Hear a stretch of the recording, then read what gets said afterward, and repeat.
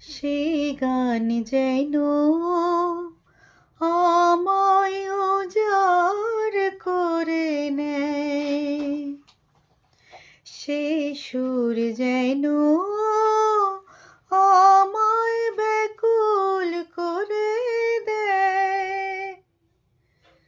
আমি যেন হয়ে তোমার মাঝে ধন্য,